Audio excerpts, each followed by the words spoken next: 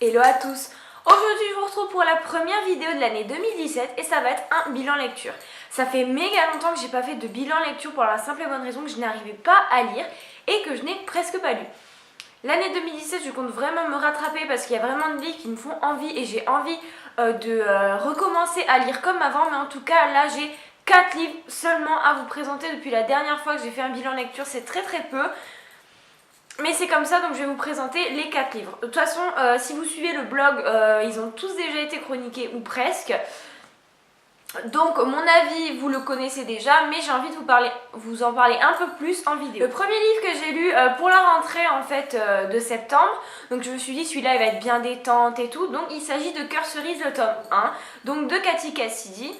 Donc c'est un livre qui raconte l'histoire d'une petite fille qui vit avec son papa, qui va en fait déménager chez la famille de sa belle-mère, où il y a déjà 4 filles, donc dont une qui la déteste déjà.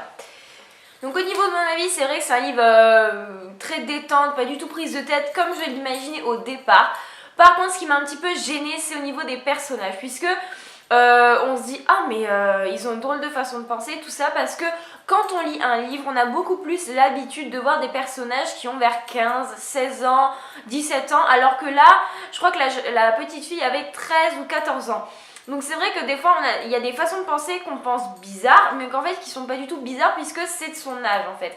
Et c'est très compliqué puisque dedans on va avoir une histoire d'amour, mais on se dit mais c'est impossible, à 13 ans, enfin personnellement à 13 ans j'aurais jamais vécu ça, etc. Donc c'est un petit peu bizarre au niveau de l'âge qu'ont les personnages. Donc il y a un vrai message derrière ce livre puisque je vais pas tout vous raconter en détail, mais c'est vrai que ça transforme vraiment un vrai message. Évidemment, donc on peut lire donc moins jeune, genre adulte, etc., ou plus jeune, donc pour justement les enfants de 13-14 ans qui commencent à lire. Pour les enfants un peu plus jeunes, enfin les ados on va dire un peu plus jeunes, c'est vrai qu'ils y verront juste une histoire un petit peu d'amour, relax, etc.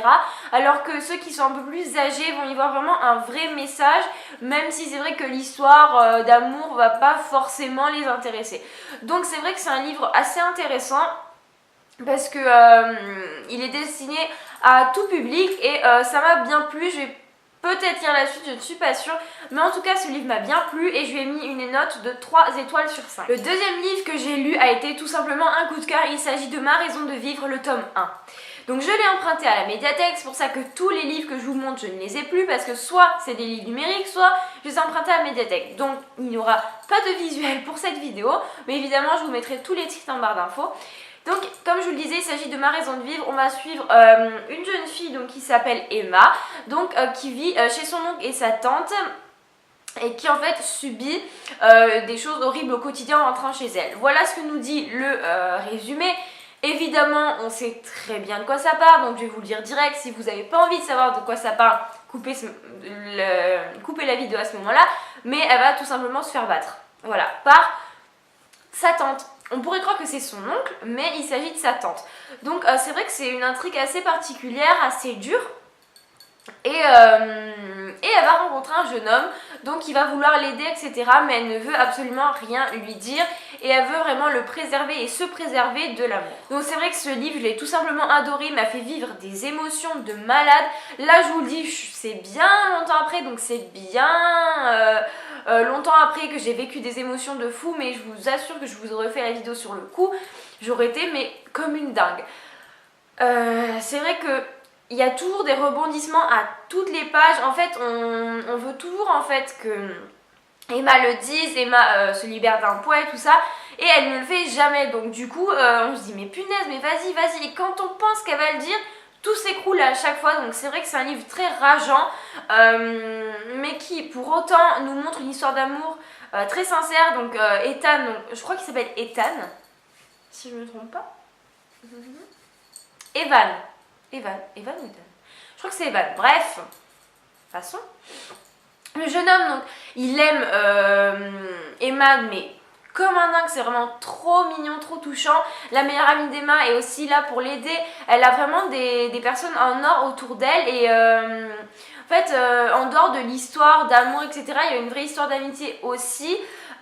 Et donc c'est très très mignon, mais c'est vrai que cette histoire que Emma est enfermée, que Emma ne peut pas faire ce qu'elle veut au fur et à mesure du livre, c'est vrai que c'est très étouffant, on a l'impression d'étouffer. L'auteur nous transporte tellement dans son histoire qu'on a l'impression que c'est nous qui pouvons pas sortir ou que c'est nous qui pourrons pas avoir de copains, etc. Et donc c'est vrai que c'est un livre qui véhicule beaucoup d'émotions. Donc au niveau de ce livre, c'est vrai que la fin est juste horrible, horriblement horrible.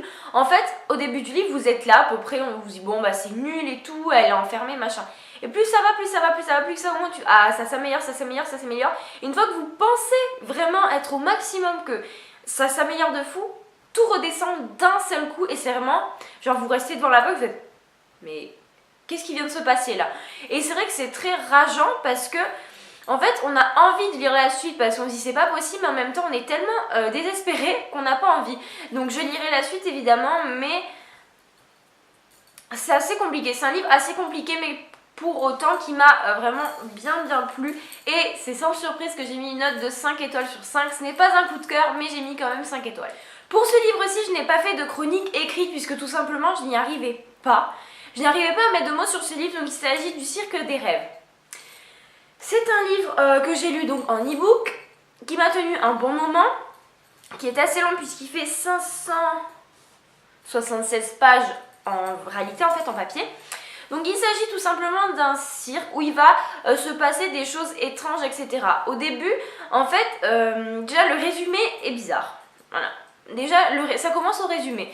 En fait, normalement, par exemple, comme je vous prends un exemple de ma raison de vivre, on vous dit Emma, elle est comme ci, elle est comme ça, elle subit ça, ça, ça.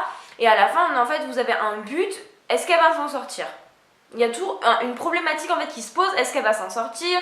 Est-ce que machin? Est-ce que truc? Là, il n'y a rien. Juste ça, on vous présente le cadre et c'est tout. En fait, tout au long de votre lecture du livre, vous lisez, mais vous ne savez pas en fait les réponses que vous allez avoir à la fin. Vous vous dites ouais je lis, mais en fait je lis pour savoir quoi. Et déjà ça c'est assez perturbant vu que vous lisez, mais en fait vous dites mais je vais arrêter de lire vu que j'ai aucun but. Déjà c'est assez perturbant. Aussi au début du livre, vous avez des brides. En fait, donc un jour vous êtes au 15e siècle, un jour aujourd'hui, un jour avec tel personnage, un jour dans le cirque, et vous dites mais en fait ils ont quoi à voir ces morceaux d'histoire? En fait c'est plusieurs nouvelles, c'est pas possible. Et c'est vraiment extrêmement perturbant. Et petit à petit ça commence à se mettre petit à petit dans l'ordre et vous dire ah bah ça a rapport avec ça, etc. Mais c'est très perturbant. Ce livre m'a énormément perturbé. L'histoire m'a plus ou moins plu puisqu'il est question de magie, mais magie qu'il faut pas connaître. Enfin c'est un livre extrêmement particulier. Je ne pourrais même pas vous dire si je l'ai aimé ou pas en fait. Je pourrais pas vous dire ouais bah oui il m'a super plu ou non je l'ai détesté parce que c'est tout simplement particulier et je trouve que pour l'expérience il faudrait le lire. Donc je vous le conseille parce que c'est vraiment une expérience de dingue. Il y a vraiment beaucoup de personnes qui l'ont apprécié. Moi j'arrive pas à dire si je l'ai aimé ou si je l'ai pas aimé. En tout cas je vous conseille de le lire si vous avez du temps parce que c'est une belle briquette en poche. Mais je vous conseille de lire si vous voulez tenter l'expérience du Cirque des rêves parce que c'est très ensorcelant, ça vous ensorcelle complètement et quand vous êtes dedans, vous n'arrivez plus à en sortir. Maintenant on va passer à la dernière lecture que j'ai beaucoup aimé. Il s'agit de Captive les nuits de Scheherazade, le tome 1. Je l'ai beaucoup aimé. J'en ai entendu tellement de bien et il me tentait tellement que je me suis dit il faut que tu lises. Je l'ai lu en e-book et je l'ai lu en une journée. Pour vous dire tellement il m'a plu. Et il fait, je ne sais pas combien de pages, mais il en fait quand même pas mal, je crois. Au niveau de l'histoire, donc on va suivre un prince, donc dans un lieu un petit peu imaginaire, puisque c'est les contes de Mille et une nuits, vu que ça reprend les contes de Mille et une nuits. Donc on va suivre en fait un prince donc, qui en fait sélectionne ses femmes, et tous les matins, en fait le soir, il va faire ce qu'il veut avec, je ne vais pas vous faire de dessin, et le lendemain, il les fait exécuter. Et c'est ça tout le temps. Et on va suivre donc Scheherazade, que vous devez sûrement connaître si vous connaissez un minimum les contes des Mille et une nuits, qui va vouloir venger sa meilleure amie, donc qui a été tuée par ce prince-là. Donc elle va se porter volontaire pour se faire en fait tuer, en fait, se faire abuser d'elle et tuer par la suite, mais elle a un plan derrière la tête. En fait, elle va essayer tous les soirs en lui racontant une histoire et en ne lui disant pas la fin de le tenir au fur et à mesure des jours. Et ça va réussir puisque ce petit prince-là va petit à petit tomber amoureux d'elle. Et elle va être contente. Et elle va se dire ok, bah maintenant il est sous ma prise, j'ai juste à voir quel est son point faible, le tuer et puis j'aurai vengé ma meilleure amie.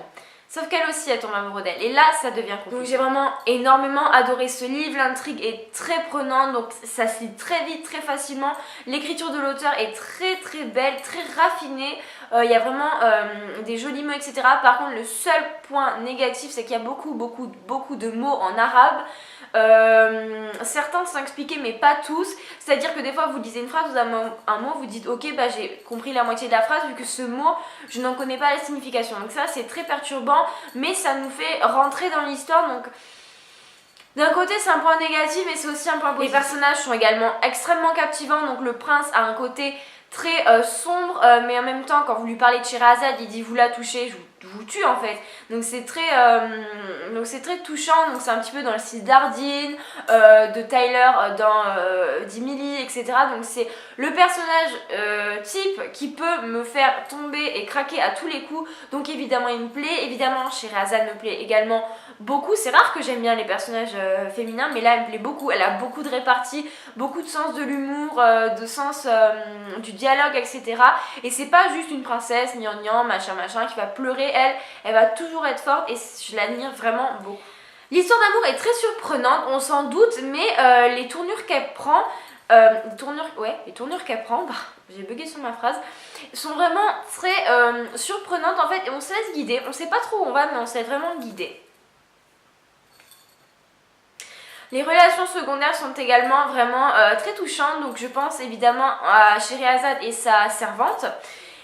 Et aussi le point positif de ce livre, c'est qu'il y a une histoire derrière le fait que le prince tue ses conquêtes, en fait ses femmes, et on va le découvrir petit à petit au fur et à mesure du livre. Et quand on le découvre, on s'attend vraiment pas à ça, et la découverte est vraiment à la hauteur du lourd secret que cache en fait comme vous en doutez. Je le recommande vraiment beaucoup, j'ai mis une note de 4,5 sur 5 étoiles. Mais le petit conseil que je pourrais vous donner pour ce livre, donc je l'ai lu en décembre, donc en hiver, je vous conseille vraiment de le lire en été parce que je pense que lu en été, ça transporte vraiment au pays des mille et une nuits 2 fois plus qu'en hiver. Voilà tout le monde, j'espère que cette vidéo vous aura plu. N'hésitez pas à me dire dans les commentaires quelles sont vos lectures récentes en fait. J'essaierai vraiment de me remettre à la lecture pour avoir du contenu à vous présenter chaque mois. Et jusqu'à la prochaine vidéo, je dis bye!